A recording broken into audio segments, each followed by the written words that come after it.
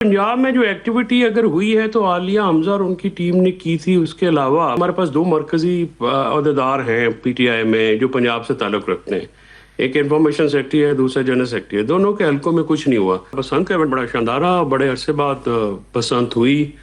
पूरे लाहौर की तरह हमने भी सेलिब्रेट की। हम तो बचपन से इस इवेंट के साथ जो है नथी हुए थे, हमेशा इसको मनाते थे।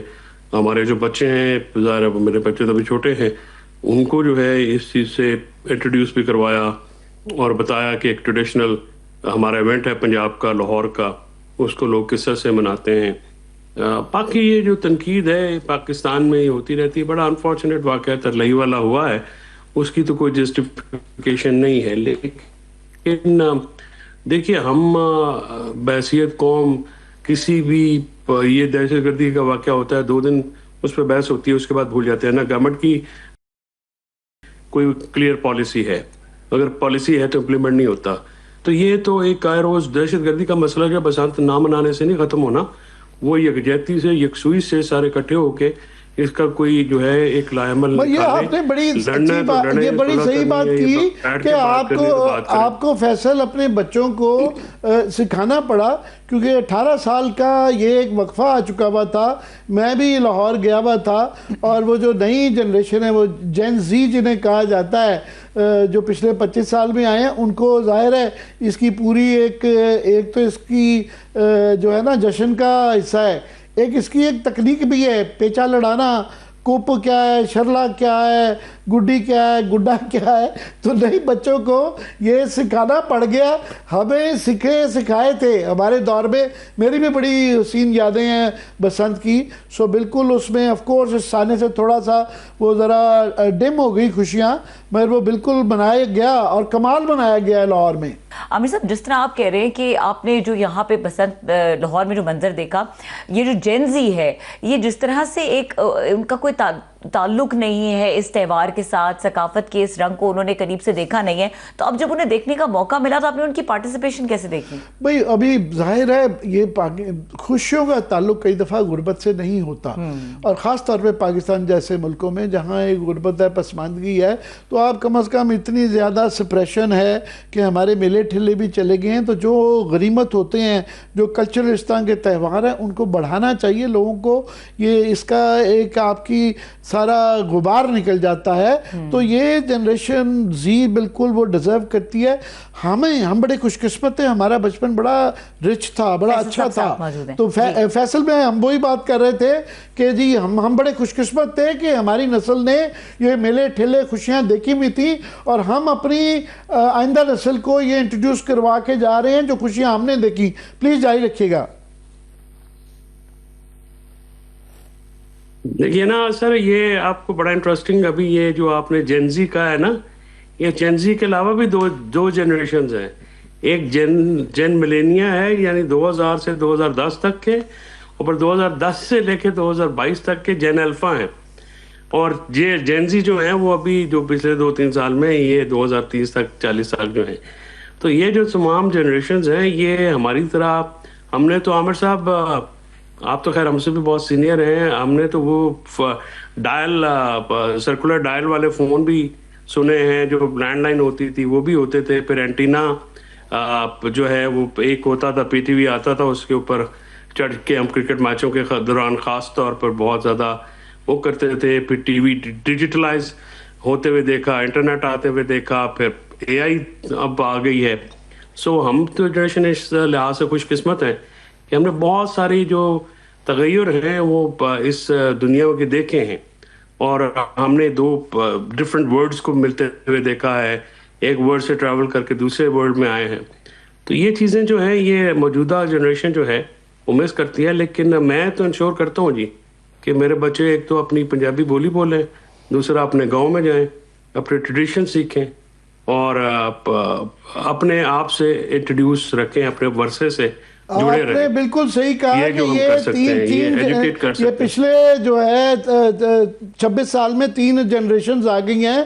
تو آپ اور ہم جو ہے ہم پچھلے ملینیل کے بھی ہیں, پچھلی صدی کے بھی ہیں, اور پچھلی ایک اور ہی دنیا تھی جو میں نے تو مجھے تو وہ بھی یاد ہے کہ جب ٹی وی کلرڈ ہوا یا پہلی دفعہ انڈین فلم مغل اعظم آئی تو وہ جو اینٹنے پہ ہماری ڈیوٹی تو اینٹنا درست کرتے کرتے ہی گزر گئی, اور کیسیٹس کا زمانہ میں نے تو وہ جو ہے ریکارڈ پلینگ جو ہوتی تھی گراموفون, ہم گراموفون کے زمانے کے ہیں.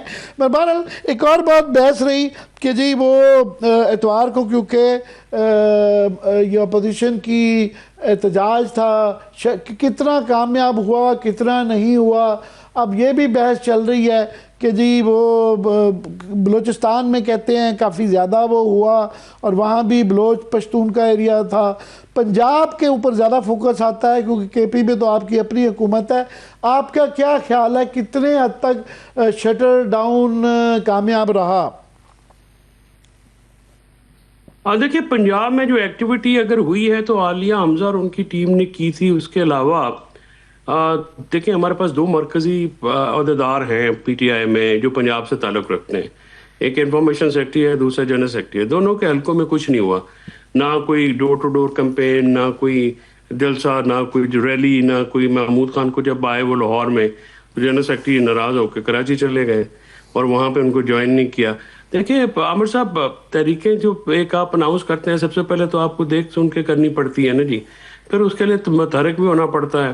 اب ہمارے کارکنانوں نے بہت مار کھائی ہے. 15 لوگوں نے تو شہادت دی 26 نومبر 2024 کو.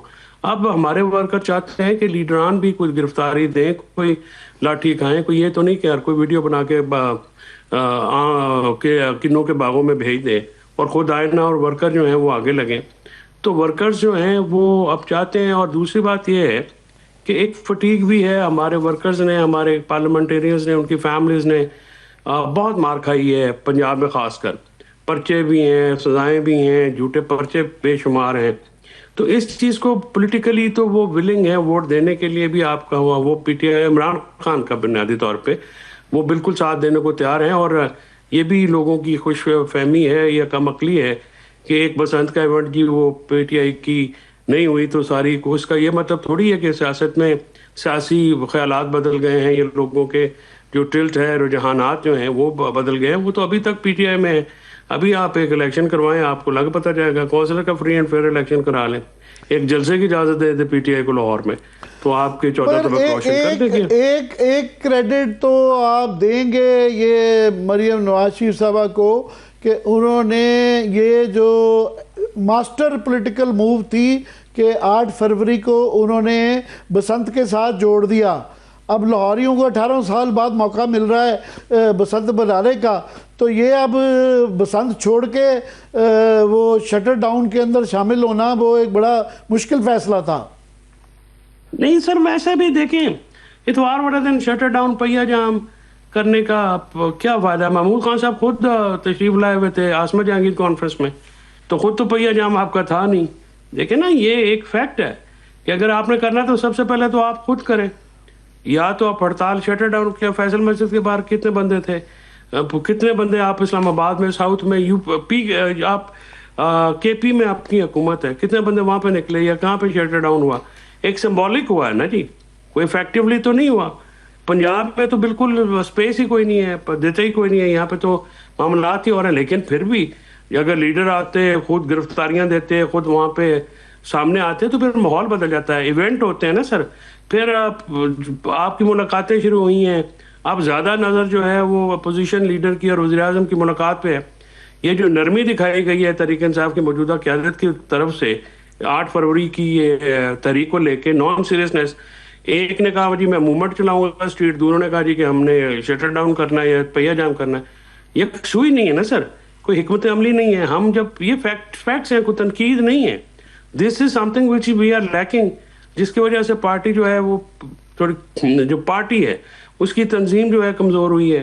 اور دیکھیے نا 100 دن ہو گئے, عمران خان صاحب کی 120واں دن ہے, کوئی پٹیشن نہیں ہے. آپ سپریم کورٹ میں یادداشت پیش کرنے جاتے ہیں, وہ اقوام متحدہ کا دفتر تو ہے کوئی نہیں, وہاں سے کچھ بھی نہیں ہوا, نہ وہاں سے ہونا تھا کیونکہ ان کے پاس اختیارات بھی کوئی نہیں رہ گئے.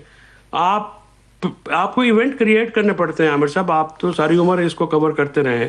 آپ پٹیشن لاہور مگر اس کا افیکٹولی خاص طور پہ پنجاب میں اور لاہور میں نہ ہونے کی وجہ سے ایک یہ کیا یہ جو ہم دیکھتے ہیں ایک دم سپریم کورٹ میں پہیے لگ گئے ہیں. ایک تو انہوں نے عمران خان کی ملاقات ریجیکٹ کر کے انہوں نے کہا دوسری پارٹی کو سن لیں گے, جو کہ مجھے کم ہی امکان لگتا ہے کہ وہاں سے کچھ ریلیف ملے. باقی جو 13 مقدمات ہیں وہ ایک دم سپیڈ اپ ہو گئے ہیں. یہ کدھر جاتے ہوئے معاملات دیکھ رہے ہیں آپ؟ کچھ نہیں, سپریم کورٹ کا تو میں سمجھتا ہوں جی بڑی سخت زیادتی ہے. عمران خان صاحب سے ملاقات نہ کرنے کا آرڈر نہیں کیا انہوں نے. یہ حق بنتا ہے وکیل کا بھی, فیملی کا بھی.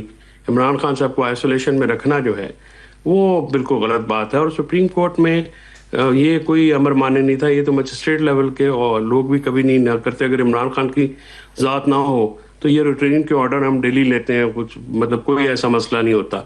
اور یہاں پہ عمران خان صاحب کو جس طرح سے آئسولیٹ کیا گیا, ایون ایمان مزاری کی جو والدہ ہیں ان کو کتنے دنوں بعد تگودو کے بعد ملنے دیا گیا. تو یہ جو ٹارگٹ ہوتا ہے نا جی, یہ بڑی زیادتی کی بات ہے اور سپریم کورٹ کو تھوڑا انیشیٹو لینا چاہیے تھا. یہ جو 13 مقدمات کی ایک دم عمران خان کے سپیڈ اپ ہو گئے ہیں, بینچ بن گئے ہیں اور وہ کروا کے کیا جلدی ہے کہ مزید کیسز کے اندر لگتا ہے سزا آنے والی ہے؟ سر یہ سارے کیسز تو وہ ہیں جن کا تو کوئی لینا دینا ہی کوئی نہیں ہے. اپیلیں جو ہیں وہ ہائی کورٹ لگا نہیں رہی, بڑی زیادتی کی بات ہے. اور ایون ان کی جو ارلی ہیئرنگ ہے وہ نہیں لگتی. کنٹیمپٹ پٹیشنز ہیں جو اگلے دن لگ جاتی ہیں وہ نہیں لگتی. دیکھیں نا, اور آپ ان سے پوچھیں کہ جو لیگل آپ وہاں پہ دھرنے دے دینا یا وہ دینا, اس کا کوئی فائدہ نہیں ہے. دیکھیے اس کے لیے افیکٹولی پولیٹیکل مینجمنٹ چاہیے.